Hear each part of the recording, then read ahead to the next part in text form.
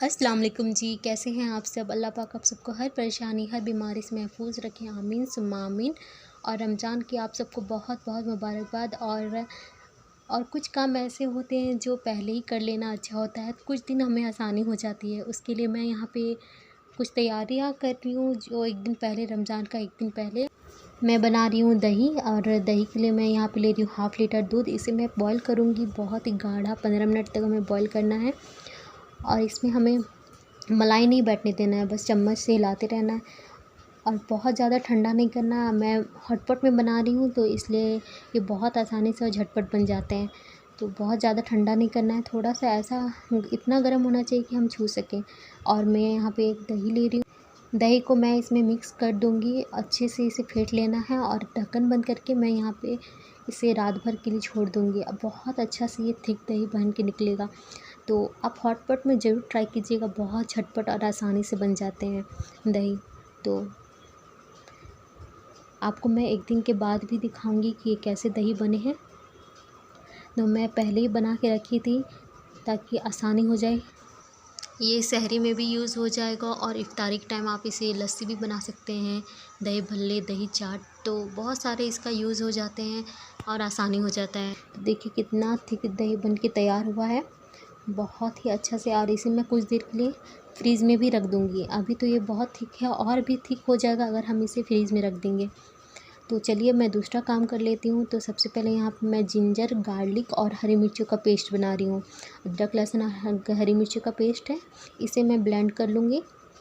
तो मैं यहाँ पे 2-3 पोती लहसुन का ले रही हूँ और अदरक ले रही हूँ और हरी मिर्चें। तो इन सबको मैं ब्लेंड कर लूँगी। पहले बिना पानी को ब्लेंड करूँगी ताकि आसानी से ये ब्लेंड हो जाए। उसके बाद थोड़ा सा पानी ऐड कर लूँगी और इसे मैं एक अच्छे से एयर टाइट डब्बे में या कोई भी चीज़ में ढक्कन में बंद करके रखें। तो ये बहुत लंबे दिन तक चल जाते हैं। ये मेरे कम से कम 1 सप्ताह से ज़्यादा चल जाएगा। मैं इसे एयर टाइट करके फ्रीज़ में रख दूँगी, तो ये बहुत लंबे वक्त तक चल जाएगा। और मैं दूसरे मसाले बना रही हूँ सालन के लिए। जो रोज़े में सालन बनेंगे उसके लिए मैं ले रही हूँ जीरा, काली मिर्च है, लहसुन है, प्याज, लाल मिर्च, सूखी हुई लाल मिर्च है और हरी मिर्च है। तो इसे मैं ब्लेंड कर लूँगी सारे एक साथ डाल के। इसमें अदरक नहीं जाएगा बिल्कुल भी, क्योंकि मैं अदरक का पेस्ट बना के रखी हूँ। तो वो ऐसा उसमें मैं अगर ऐड करना चाहूँगी तो ऐड कर सकती हूँ। तो ऐसे में पहले पीसती हूँ, फिर उसके बाद हल्का सा पानी डाल के, बहुत ज़्यादा पानी नहीं डालना है। और इसे भी मैं स्टोर करके फ्रीज़ में रख दूँगी। तो ये भी मेरा सप्ताह भर आसानी से चल जाएगा।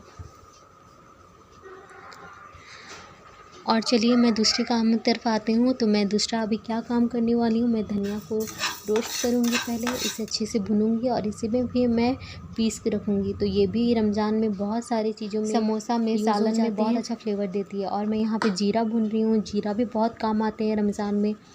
ये रायता में यूज़ हो जाता है, दही भल्ले बनाने में और चाट में और बहुत सारी चीज़ों में यूज़ हो जाता है। आसानी हो जाता है इसे बना के रखने के लिए। यहाँ पे जीरा को रोस्ट कर रही हूँ, इसे भी मैं पीस लूँगी, अच्छे से पाउडर बना लूँगी। बहुत अच्छा ये फ्लेवर देता है। तो दोनों को मैं पीस करके स्टोर करके रख दूँगी। तो कुछ कुछ काम ऐसे होते हैं जो रमज़ान से पहले कर लेने से हमें आसानी हो जाती है, कि हमें परेशान नहीं होना पड़ता।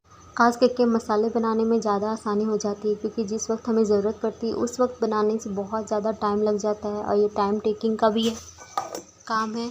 तो इससे अच्छा होता है कि हम इसे पहले ही बना के रख लें मसाले में। तो और मैं यहाँ पे जीरा को भी पीस के रखी हूँ। तो बहुत ज़्यादा महीन नहीं करना होता है कोई भी मसालों को, बस थोड़ा सा दरदरा रहे तो ज़्यादा फ्लेवर अच्छा से इन्हेंस होता है। तो इन सभी को भी मैं स्टोर करके रख लूँगी। इसी तरह चिली फ्लेक्स वगैरह भी स्टोर करके रखा जा सकता है। तो मैं यहाँ पे बनाने लगी हूँ पापड़ी। पापड़ी बहुत काम आते हैं रमज़ान में, मतलब ये जितना भी बने उतना कम है। कम से कम ये 10-15 दिन आराम से ये चल जाते हैं। तो मैं यहाँ पे आटा गूँथ रही हूँ, मैदा। इसमें मैं ऐड कर रही हूँ नमक और पानी। बस बहुत ज़्यादा नरम हमें नहीं गूँथना होता है, थोड़ा सा सख्त रहे।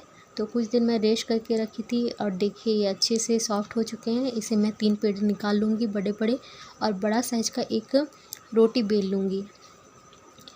बहुत ज़्यादा आसानी हो जाता है पापड़ी बना के रखने से। हमें ये चाट में भी यूज़ कर सकते हैं, समोसा चाट बना सकते हैं और बटाटा पूड़ी भी बना सकते हैं, क्योंकि मैं 2 तरह का बना रही हूँ।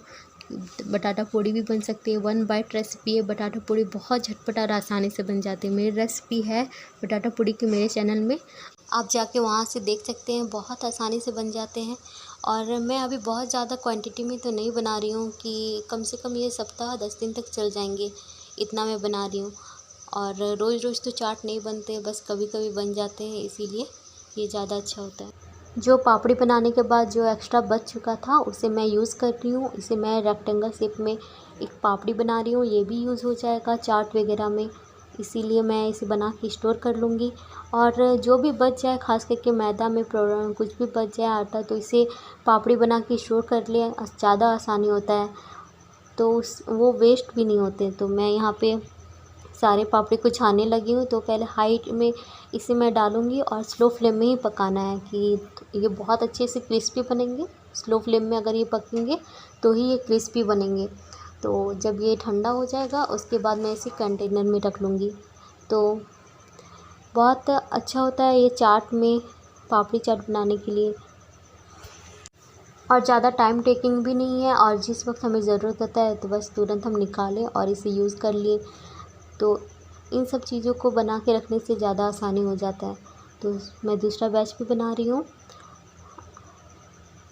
तो आप चाहे तो बहुत सारी क्वांटिटी में बना सकते हैं, लेकिन 15-20 दिन से ज़्यादा नहीं सब रखना चाहिए, नहीं तो ये तेल से तला हुआ चीज़ है तो थोड़ा सा महक आने लगता है। तो इसलिए कम से कम 10 से 20 दिन में इसे यूज़ कर लेना चाहिए, उससे ज़्यादा इसे यूज़ नहीं करना चाहिए। तो मेरी सारी पापड़ी तैयार हो चुका है, इसे ठंडा करके मैं स्टोर कर लूँगी। तो हमारा मज़ेदार सा पापड़ी तैयार हो चुका है। आप इसे झटपट और आसानी से बना सकते हैं घर में। तो ये नॉर्मल टेम्परेचर में आ चुका है, तो इसे मैं कंटेनर में स्टोर कर लूँगी। अब बहुत ज़्यादा गर्म में इसे ना डालें, नहीं तो ये फिर क्रिस्पी नहीं रहेंगे। और जी आते हैं यहाँ पे सबसे मेन काम की तरफ। ये थोड़ा टाइम टेकिंग है पर आसानी होता है, इसे भी हम कर लिया करेंगे पहले ही। तो यहाँ पे मैं धनिया और पुदीना लेके आई हूँ, इसे भी मैं स्टोर करके रख लूँगी। तो सारे मैं ऐसे ही अच्छे से जितने भी रूट है इसे निकाल के और इसे वॉश करके इसे स्टोर करके रख लूँगी एयर टाइट डब्बे में। तो ये भी हैंडी हो जाते हैं कि हम इसे निकालें और यूज़ कर लें, नहीं तो फिर ये इसे निकालना, वॉश करना, फिर इसे यूज़ करना थोड़ा सा टाइम टेकिंग भी हो जाता है। तो ऐसे ही हम इसे फ्रिज करके रख लेंगे तो ये ख़राब भी नहीं होंगे और बहुत दिन तक चल जाएंगे। और इसी तरह मैं सारे पुदीने को भी निकाल लूँगी। तो इसके पत्ते ही काम आते हैं, इसके रूट तो काम नहीं आएंगे।